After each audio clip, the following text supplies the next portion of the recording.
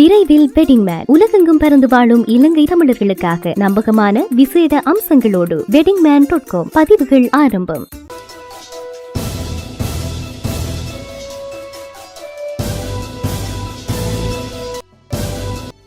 மஹிந்த அணியின் பக்கம் தாவும் பொன்சேகா. முஸ்லிம்கள் நாம் தமிழ் பகுதிகளை எமக்கு கேட்கவில்லை. சுமந்திரனின் கருத்துக்கு பதிலடி. வடக்கில் கால் பதிக்க காத்திருக்கும் கோத்தா. முப்படையினரின் பாதுகாப்போடு லட்சக்கணக்கான மக்களால் நிரம்பி வழியும் மடு. சுதந்திர கட்சி தலைமை அலுவலகத்திற்கு அதிரடியாக நுழைந்தார் சந்திரிகா. இலங்கை ராணுவம் விடுத்துள்ள அறிவிப்பு. பொன்சேகாவின் கருத்துக்கு சஜித் தக்க பதிலடி. தமிழர் பகுதியில் 30 வருடங்களாக ராணுவத்தால் முடக்கப்பட்ட துறைமுகம் பொதுமக்களிடம் கையளிக்கப்பட்டது.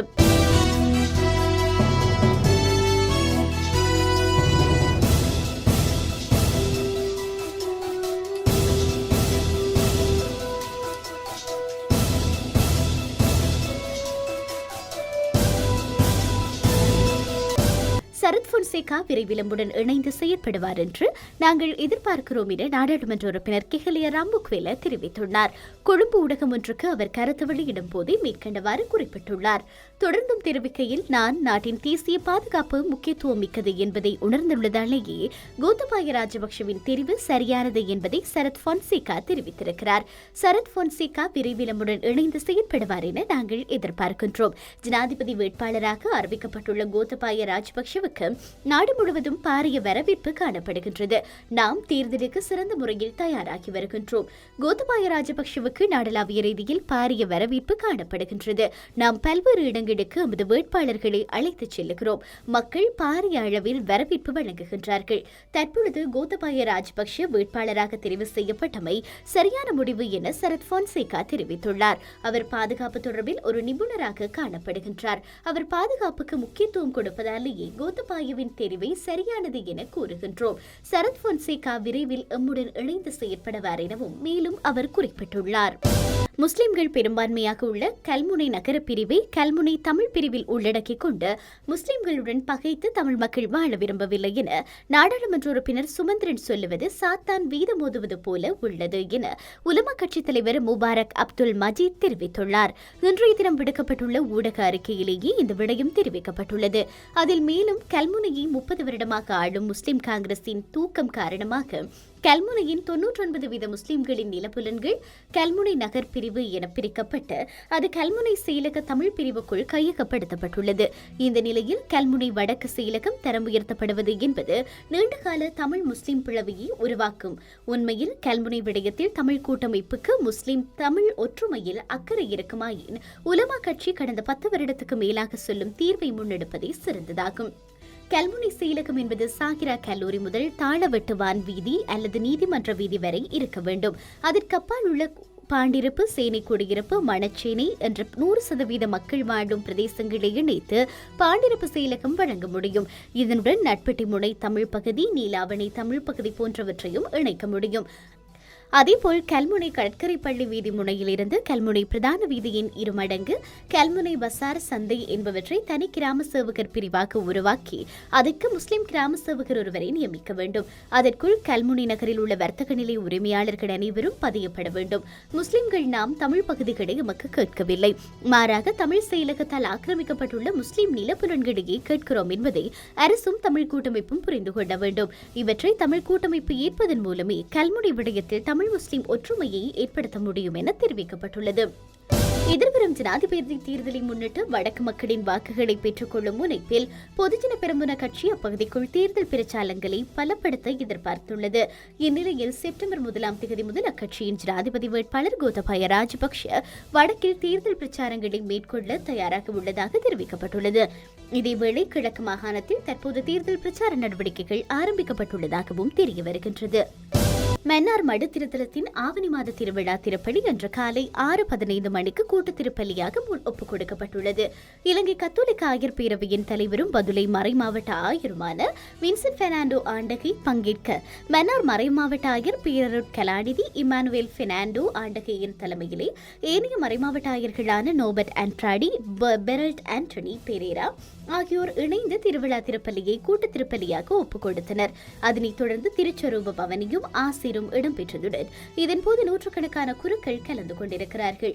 முப்படையினரின் பாதுகாப்பிற்கு மத்தியில் மடு அன்னையின் ஆவணி மாத திருவிழா இடம்பெற்றுள்ளது. இதன்போது நாடாளுமன்ற உறுப்பினர்கள், அரசு சார்பற்ற அமைப்புகளின் பிரதிநிதிகள் கலந்து கொண்டதோடு நாட்டின் பல பாகங்களில் இருந்தும் சுமார் 5 லட்சத்துக்கும் அதிகமான மக்கள் கலந்து கொண்டமை குறிப்பிடத்தக்கது. ஸ்ரீலங்கா சுதந்திர கட்சியின் தலைமை அலுவலகத்திற்கு முன்னாள் ஜனாதிபதி சந்திரிகா குமாரதுங்க திடீரென விஜயம் மேற்கொண்டமையினால் பரபரப்பு நிலை ஏற்பட்டுள்ளது. அங்கு சென்றவர் பலருடன் பேச்சுவார்த்தைகளில் ஈடுபட்டு வருவதாக தெரிய வருகிறது. கட்சியின் தொகுதி அமைப்பாளர்களுடன் கூட்டம் இன்று நடைபெற்றுள்ளது. இந்நிலையில் முன்னாள் ஜனாதிபதியின் அதிரடி விஜயம் அமைந்திருக்கிறது. ஜனாதிபதி தேர்தலுக்கான வேட்பாளரை தெரிவு செய்யும் பேச்சுவார்த்தைகள் இடம்பெற்று வரும் நிலையில் சந்திரிகாவின் விஜயம் முக்கியத்துவம் வாய்ந்ததாக பார்க்கப்படுகிறது. தற்கொலை செய்து கொள்ளும் படைவீரர்களது குடும்பங்களுக்கு அவ்வித கொடுப்பனவும் வழங்க மாட்டாது என ராணுவம் அறிவித்துள்ளது. ராணுவ படை உள்ளிட்ட பாதுகாப்பு அமைச்சின் கீழ் இயங்கி வரும் படைப்பிரிவுகளில் கடமையாற்றி வரும் படை வீரர்கள் தற்கொலை செய்து கொண்டால் அவர்களில் தங்கி வாழ்வோர் அல்லது அவர்களின் குடும்பங்களுக்கு நலன் திட்டங்கள் வழங்கப்பட மாட்டாது என ராணுவ ஊடக பேச்சாளர் பிரிகேடியர் சுமித் அத்தபத்து தெரிவித்துள்ளார். படை வீரர்களுக்கு ஏதேனும் பிரச்சினைகள் இருந்தால் அது குறித்த அதிகாரிகளிடம் பேசி தீர்வு பெற்றுக் கொள்ள முடியும் எனவும் அவர் கொழும்பு ஊடகம் ஒன்றுக்கு தெரிவித்திருக்கிறார். பிரச்சினை குறித்து ஆராய்ந்ததன் பின்னர் சேவையில் இருந்து விலகிச் செல்லவோ அல்லது வேறு ஓரிடத்துக்கு மாற்றம் பெற்றுச் செல்லவோ முடியும் என அவர் குறிப்பிட்டுள்ளார். அவசர நேரங்களில் படை வீரர்கள் விடுமுறை பெற்றுக் கொள்ள சந்தர்ப்பம் உண்டு எனவும் அவ்வாறு விடுமுறை பெற்றுக் கொள்ளாது தற்கொலை செய்து கொள்ளுவது பிரச்சினைகளுக்கு தீர்வாக அமையப்போவதில்லை என அவர் சுட்டிக்காட்டியுள்ளார். கோட்டை ராணுவ தலைமையகத்தில் நேற்று தற்கொலை செய்து கொண்ட படை வீரர் சேவையில் இணைந்து கொண்டு 3 ஆண்டுகளும் 10 மாதங்களுமே கடந்துள்ளதாகவும் இதனால் அவரில் தங்கி வாழ்வோருக்கு அரசாங்கம் அவ்வித உதவிகளையும் வழங்காது எனவும் அவர் தெரிவித்திருக்கிறார்.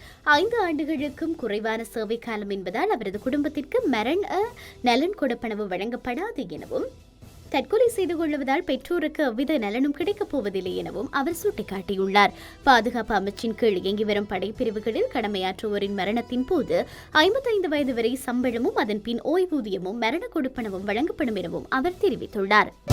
நாட்டில் இருக்கும் ஜனநாயக முறைமை காரணமாக எந்த ஒரு நபருக்கும் எவ்வித கருத்தையும் தெரிவிக்க முடியும் என வீடமைப்பு நிர்மாணத்துறை மற்றும் கலாசார அலுவல்கள் அமைச்சர் சஜித் பிரேமதாஸ் தெரிவித்துள்ளார்.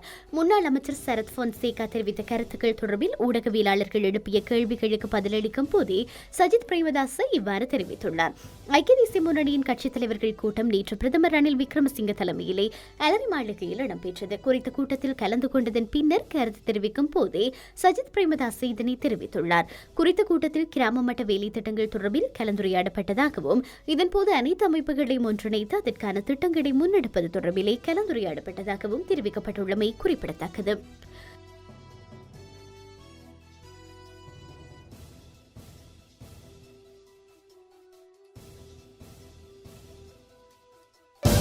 யாழ் மயிலட்டி துறைமுகம் மிக நீண்ட காலத்தின் பின் புனரமைப்பு செய்யப்பட்டு இன்று காலை பிரதமர் ரணில் விக்ரமசிங்கவினால் பொதுமக்களிடம் கையளிக்கப்பட்டுள்ளது. சுமார் 30 வருடங்கள் உயர் பாதுகாப்பு வலயத்திற்குள்ளே முடக்கப்பட்டிருந்த மயிலட்டி துறைமுகம் விடுவிக்கப்படாது என ராணுவம் உறுதியாக கூறியிருந்த நிலையிலே நல்லாட்சி அரசாங்கத்தினால் விடுவிக்கப்பட்டதுடன் மக்களின் நீண்டகால கோரிக்கையான துறைமுக அபிவிருத்தியின் தொடர்பிலும் கவனம் செலுத்தப்பட்டுள்ளது. இந்நிலையில் சுமார் 150 மில்லியன் ரூபாய் செலவிலே மயிலட்டி துறைமுகத்தின் புனரமைப்பு பணிகளை 2018 ஆண்டு ஆகஸ்ட் மாதம் 22ஆம் தேதி ஜனாதிபதி மைத்ரிபால சிறிசேன தலைமையிலே ஆரம்பித்து வைத்திருந்தார். இந்த புனரமைப்பு பணிகளின் முதல் கட்டம் நிறைவுக்கு வந்திருக்கும் நிலையில் மீன்பிடி வலை தயாரிக்கும் நிலையம், சனசமூக நிலையம், எரிபொருள் நிரப்பு நிலையம் ஆகியவற்றை திறந்து வைத்த பிரதமர் துறைமுக புனரமைப்பு நினைவு கல்லினையும் இன்று காலை பிரதமர் ரணில் விக்ரமசிங்க திறந்து வைத்திருக்கிறார். இந்நிகழ்வில் மயிலட்டி மக்கள், தமிழ் தேசிய கூட்டமைப்பின் நாடாளுமன்ற உறுப்பினர்கள், பிரதேச சபை உறுப்பினர்கள், பொதுமக்கள் என பலர் கலந்து கொண்டுள்ளனர்.